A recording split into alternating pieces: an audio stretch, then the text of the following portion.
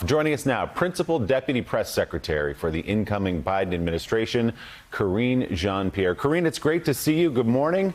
Let's start in the state of Georgia, where President-elect Biden will appear today. Where does he see the stakes for this race beyond the obvious, which is that if you win those two races, you control the Senate? Yeah. Look, the stakes are very high in this runoff coming up on January 5th. Look, Joe Biden, President-elect Joe Biden, won Georgia with a winning coalition, and he is the first Democratic presidential candidate to win that state in 28 years. So he is heading down to Georgia today to make sure that the people who came out and voted for him also come out and vote for Ossoff and Reverend Warnock. And like you said, the stakes are incredibly high, and we need to win that runoff election. And it's not just high for Democrats; it's high for the American people. You know, there are challenges that the president-elect talked about yesterday and laid out very clearly that we need to start facing now. We need to turn that page and leave the politics behind and start working for the American public. And that's what you heard from Joe Biden last night. Yeah, Karine, we noted that President-elect Biden has exercised a great deal of restraint, let's just say, over the last 5.5, 6 weeks. He could have probably come out at several times and probably did want to come out and comment about the way President Trump has been conducting himself, the way Republicans have been conducting themselves throughout this. More forceful yesterday, though. What was the objective with that speech after the Electoral College voted him in? You know what, Willie? What we saw yesterday was democracy worked. The system worked. And we saw that in the Electoral College vote.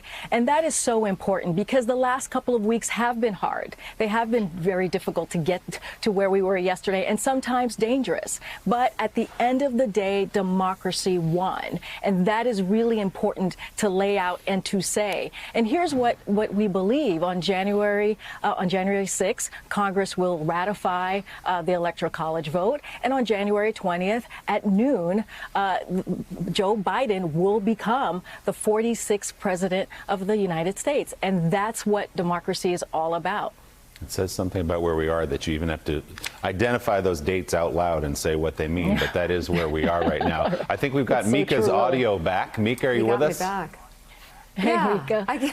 It's not my day with audio. Hey, I'm so happy you're there, Karine, and it is so great to talk to you. Thank you. So I know you guys might have touched on this on the top, but I'm just wondering what it's like to be pushing through with the transition when you have the loser so loudly trying to undermine the obvious results of the election. And how will communication be different in the Biden White House? And I'm thinking of even the nuts and bolts, the daily briefing, but overall as well. Yeah, that's all great questions. Look, the election is over, Mika. Biden won. He won decisively. And if you look at it, too, if you go deep down and you look at it, he flipped 5 red states to blue states. We had Republican judges and Republican governors upheld his victory. And it's time to move forward. Like I said, it's time to leave the politics behind. And he has a mandate. Joe Biden has a mandate of 81 million people coming out and voting for him, 306 electoral colleges. And so that all matters. And so right now, he wants to start talking about the challenges, right? This is the turning of the page point. Start talking about the challenge. We have COVID-19 that we have to fight.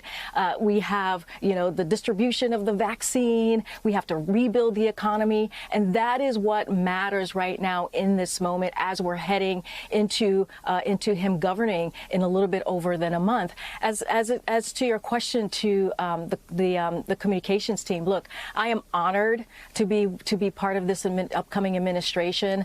I am honored to be working for someone that I believe in, values that I believe in, a vision that I believe in, and I will work my best to communicate with the American public with honesty and truthfulness, and I will be doing that with this amazing group of women who will be leading the communications team, and that is what we're all about. When you talk about the press briefing, look, we are going to bring back trust to the American people as we talk about the press briefing. We're going to make sure that information that we put out, that people can rely on that journalists can rely on that information. And we understand that we have to meet people where they are as well, Mika. So not everybody watches the White House press briefing. So we have to make sure that we communicate beyond the briefing as well. And we're going to bring back and lead in and start talking about facts. And that's what we're looking at for this administration, and not just for the White House press office, but for